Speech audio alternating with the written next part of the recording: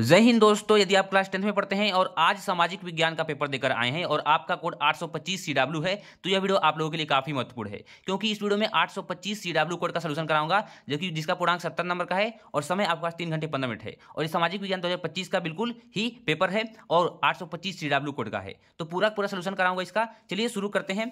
यहाँ पे देखिए आपका इंस्ट्रक्शंस दिया था, तो ये सब तो मैंने आपको कल की वीडियो में ही बता दिया था और बहुत सारे प्रश्न मेरे वीडियो से बहुत सारे प्रश्न फंसे हैं। बहुत सारे बच्चे बोले थे सर आप जो बताएंगे क्या पेपर में आएगा, मैं अभी आपको प्रश्न मिलवाऊंगा। देखिए एक एक प्रश्न मिलवा दूंगा कौन कौन प्रश्न फंसा है, ठीक है। अब यहाँ पे देखिए पहला क्वेश्चन क्या था। पहला क्वेश्चन था कि देखिए बहुविकल्पी आपका यहाँ से स्टार्ट हो रहा है, बहुविकल्पी प्रश्न खंड अ का, ठीक है। पहला क्वेश्चन आपको मिला था कि निम्न में से वह कौन है जिसे ब्रिटेन, रूस, प्रसा और ऑस्ट्रिया जैसी महाशक्तियों से 1815 ईस्वी में पराजय का सामना करना पड़ा। क्या ऑटोमन बिस्मार्क है कि हिटलर है कि नेपोलियन बोनापार्ट है कि मेटरनिक है। तो नेपोलियन बोनापार्ट कौन थे जो 1815 में उनकी हार हुई थी, ठीक है। तो 1815 में नेपोलियन बोनापार्ट, ठीक है। इसको आप लोग टिक कर देंगे, नेपोलियन बोनापार्ट कब क्या है, बिल्कुल सही है, सी वाला ऑप्शन, ठीक है। इसके आगे चलिए हम बढ़ेंगे। तो आगे देखिए क्या दिया है।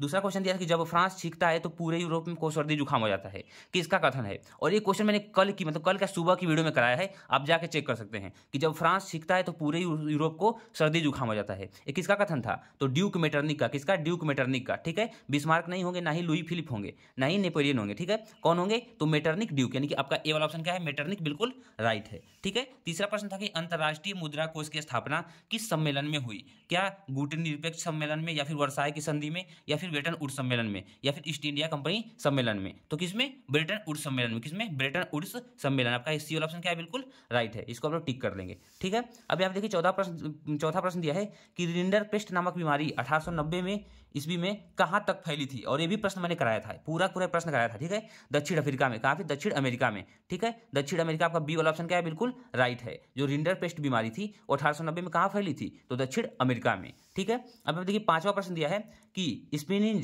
जेनी मशीन का प्रयोग निम्न में से किस कार्य हेतु किया जाता था, ठीक है। स्पिनिंग जेनी जो मशीन थी उसका उपयोग किस लिए किया जाता था, कताई की प्रक्रिया तेज करने के लिए, या फिर कपड़ों की धुलाई के लिए, या फिर सुरंग का निर्माण के लिए, या फिर मिट्टी की खुदाई के लिए। तो कटाई की प्रक्रिया तेज के लिए, ठीक है। ए वाला जो ऑप्शन दिख रहा है बिल्कुल राइट है, कटाई की प्रक्रिया तेज करने के लिए। आपका ए वाला ऑप्शन क्या है, बिल्कुल सही है। चलिए अब आगे बढ़ते हैं। तो आगे क्या दिया था, आगे आप देख सकते हैं कितना आसान पेपर दिया है। अब देखिए निम्न में से गुलामगिरी किसकी रचना है। और ये भी प्रश्न मैंने बिल्कुल सुबह वाली क्लास में कराया था, जाके आप देख सकते हैं। एक बार नहीं बार बार बोला था कि देखिए इंपॉर्टेंट है, बिल्कुल इंपॉर्टेंट है और आया भी है। देखिए ज्योतिबा फुले आपका क्या है, बिल्कुल राइट ऑप्शन है। कौन सा है, ज्योतिबा फुले। गुलामगिरी किसकी रचना है, तो ज्योतिबा फुले की है, इसको आप लोग याद कर लेंगे। सातवां प्रश्न देखिए आपका क्या दिया था कि भारत का संविधान के 8वीं अनुसूची में, ठीक है, बोला कि भारत का संविधान के किस अनुसूची में भाषा का उल्लेख किया गया है, तो 8वीं अनुसूची में। आपका डी वाला ऑप्शन क्या है, बिल्कुल राइट है, क्योंकि 8वीं अनुसूची में भारत संविधान की भाषाओं का उल्लेख किया गया है, 8वीं अनुसूची में, ठीक है। 8वां प्रश्न है कि विश्व का सबसे बड़ा लोकतांत्रिक देश कौन सा है। तो क्या अमेरिका है, भारत है, रूस है, फ्रांस है। तो सबसे बड़ा लोकतांत्रिक देश आपका भारत है। कौन सा है, भारत सबसे बड़ा लोकतांत्रिक देश है।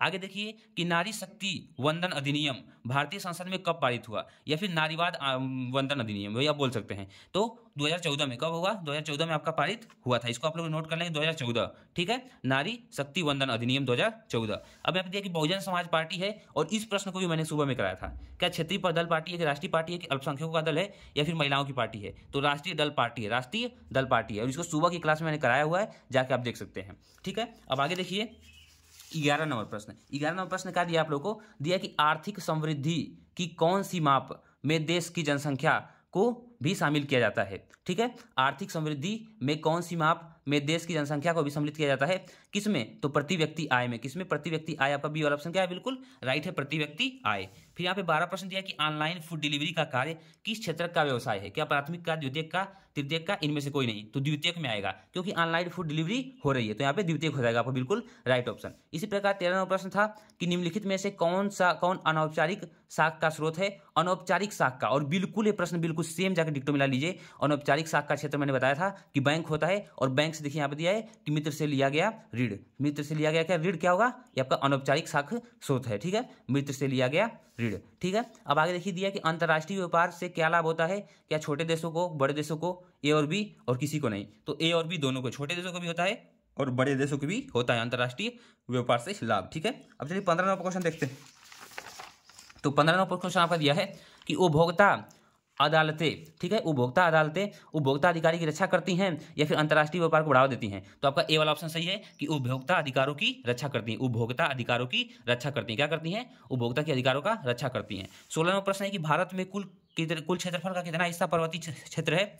भारत में कुल क्षेत्रफल का कितना हिस्सा पर्वतीय है? तो कितना है? 30%, लगभग 30% क्या है आपका पर्वतीय हिस्सा है। फिर 17वां प्रश्न दिया है कि निम्नलिखित में से कौन भारत में लुप्त अस्तित्व वर्ग में है? कौन है? गैंडा। गैंडा क्या है? लुप्त अस्तित्व वर्ग में है गैंडा। आपका सी वाला ऑप्शन क्या है? बिल्कुल राइट है। यहाँ पे देखिए 18वां प्रश्न है कि निम्नलिखित में से कौन सा मोटे अनाज का उदाहरण नहीं है? तो देखिए मोटे अनाज का उदाहरण नहीं है पूछा है, तो यहाँ पे जो आपका रागी है वो क्या है? मोटे अनाज का उदाहरण नहीं है। ठीक है, रागी आप कर लेंगे।